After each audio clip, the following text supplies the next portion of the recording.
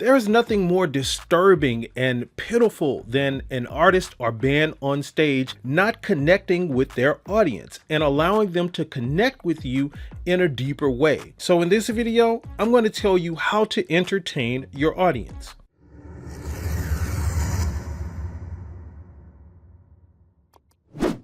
Hey, and welcome to Music Space, where we help working musicians just like you learn how to quickly and easily make a living with your craft.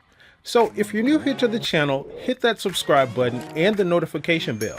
That way you'll be notified when new videos are uploaded. So there are bands and artists that literally don't even try to entertain their audiences. Like they even do things like just start their shows cold, where they're on stage or walk on stage at that 7 or 8 p.m. start time and just start playing. And the audience is just sitting there probably talking with their friends and talking among themselves. And all of a sudden they're jarred by this big burst of sound that's coming from the stage. It's literally like you're doing a Kanye West on them. Like, I'm gonna let y'all finish, but my band is starting right now.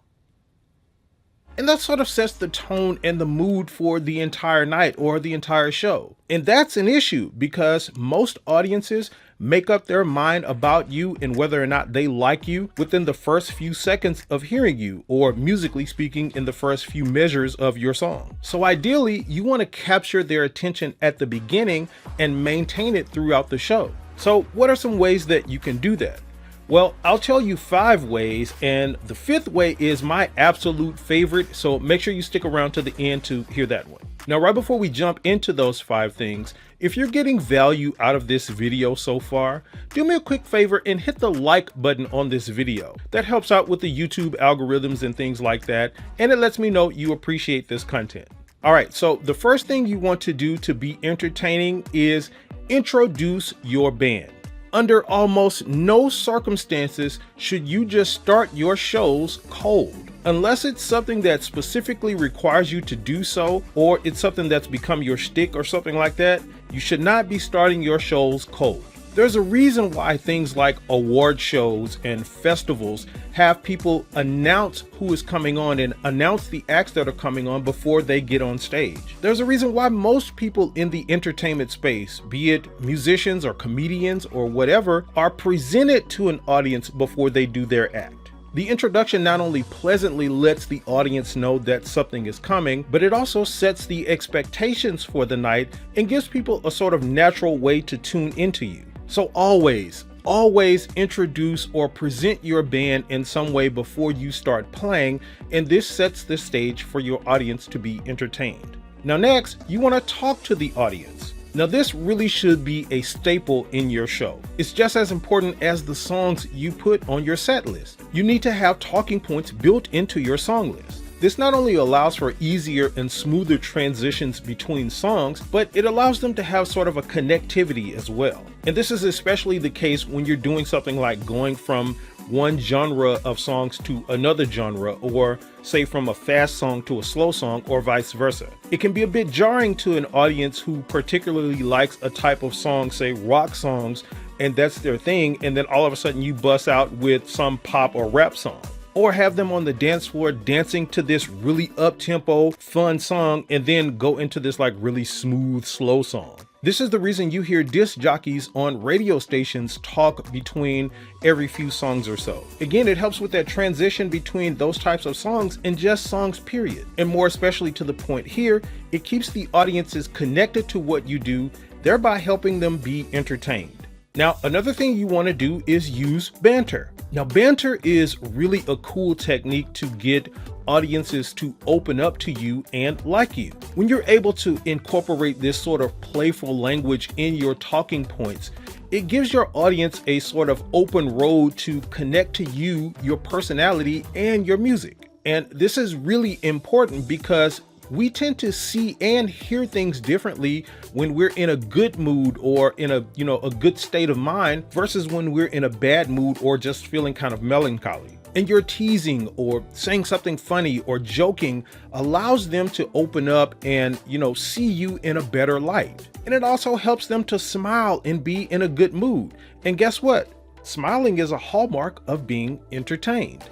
Now next, what you want to do is move around. So being entertained and entertainment in general is not just about what's being heard, which is what, as musicians, we tend to focus on a lot, but it's also about what is being seen. In other words, there's a visual aspect to entertainment.